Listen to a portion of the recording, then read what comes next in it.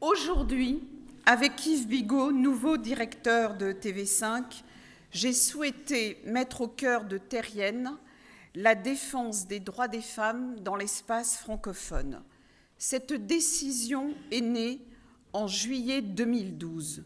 Dès que j'ai poussé les portes de mon ministère, je suis partie en RDC pour organiser la préparation du sommet des chefs d'État à Kinshasa. Un groupe de femmes m'a interpellée sur le drame qui se jouait dans le Nord Kivu, à l'est du pays.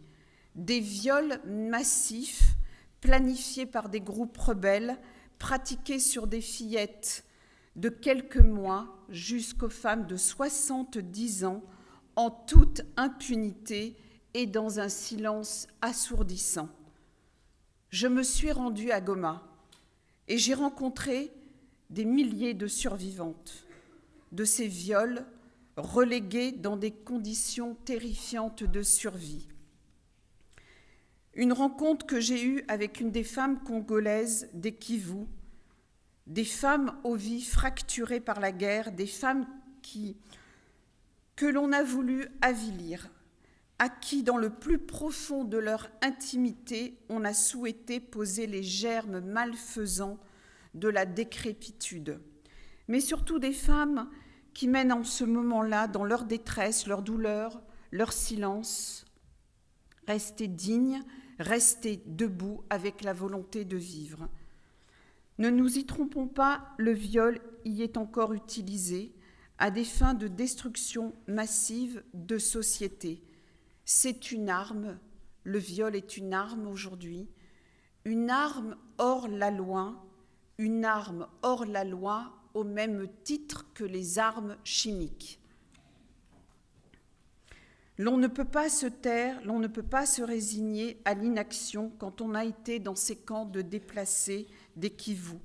J'ai alors décidé de mettre le droit des femmes au cœur de mon action de ministre de la francophonie. Dès mon retour, j'ai eu à cœur de mettre la question du respect des droits des femmes au centre de mon ministère et de retourner rapidement à Goma, dès que possible, pour y apporter un soutien financier aux associations. Je remercie le président François Hollande de m'avoir accordé la journée des femmes francophones le 20 mars pour ce forum. Plus de 700 femmes sont venues témoigner du recul. On en avait convoqué 400, elles étaient 700.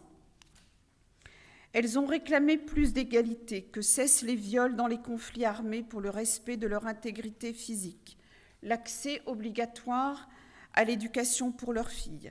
La parole libérée de cette journée a montré la nécessité de porter les fondations d'un nouveau statut des femmes francophones pour l'inscrire dans les textes fondateurs de l'OIF qui fédère et rassemble les États francophones à travers le monde. Je voudrais, à cette occasion, remercier infiniment le président Abdou Diouf pour m'avoir accompagné, pour m'avoir épaulé dès ce premier forum et d'être le très grand défenseur des femmes dans l'espace francophone. Il est particulièrement attentif au respect de leurs droits. Je le remercie infiniment d'avoir soutenu et approuvé le choix de la thématique du prochain sommet Femmes, paix et sécurité.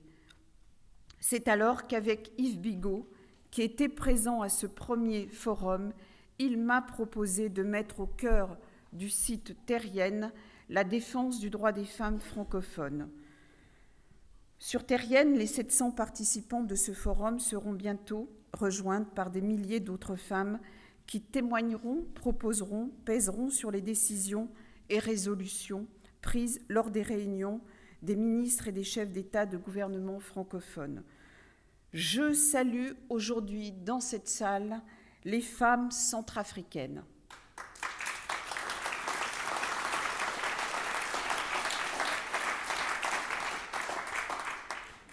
Je salue les femmes parlementaires congolaises.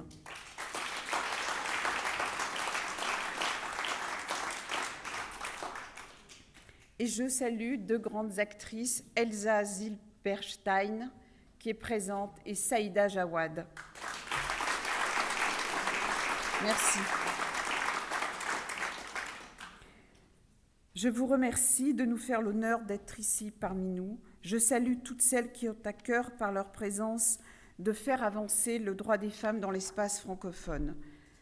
C'est à toutes les femmes de la francophonie que s'adresse ce site, à toutes les femmes qui se battent pour conserver leurs acquis. Qu'elles sachent que nous ne pourrons jamais parler de sécurité, de paix, sans la présence active des femmes. C'est à ces femmes que je veux donner la parole lors du 2e Forum mondial des femmes francophones. Il se tiendra à Paris en mars 2014 et aura comme thème « Les femmes actrices du développement, actrices de la stabilisation et de la paix ».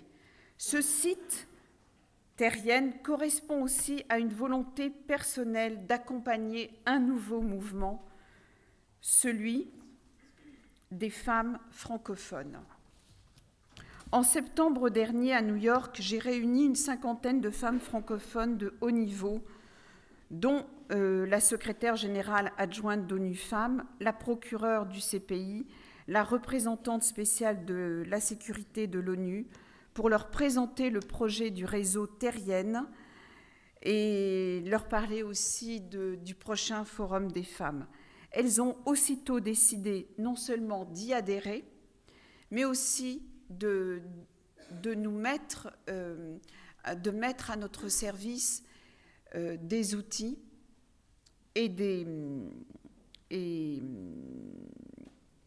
je pense qu'elles ont décidé, oui, elles vont nous mettre, vous l'avez entendu tout à l'heure, des experts aussi pour porter le droit des femmes au prochain sommet des chefs d'État francophones en 2014. L'un des axes essentiels de ces droits sera l'accès à l'éducation obligatoire pour les filles jusqu'à 16 ans, inscrites au fronton de tous les États membres de l'espace francophone. Aujourd'hui, en ouvrant la porte d'une école aux filles, on ferme la porte à l'ignorance qui arme le couteau mal aiguisé de l'exciseuse. Car ce sont bien des femmes qui excisent, il n'y a pas d'exciseurs.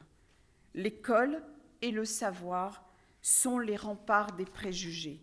En ouvrant la porte de l'école aux filles, on ferme la porte des mariages précoces. Et quand on est éduqué, qu'on est occupé à l'école, on n'est pas forcément marié. L'on ne se marie pas précocement. On est armé de se défendre dans le monde du travail,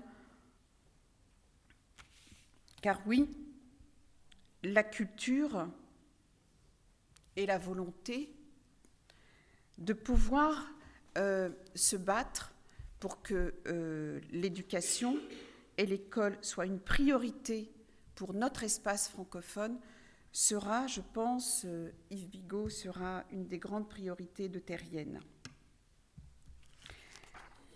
Voilà.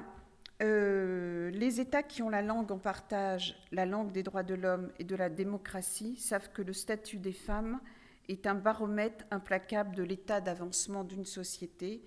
Terrienne sera la caisse de résonance de l'exigence du respect de leurs droits.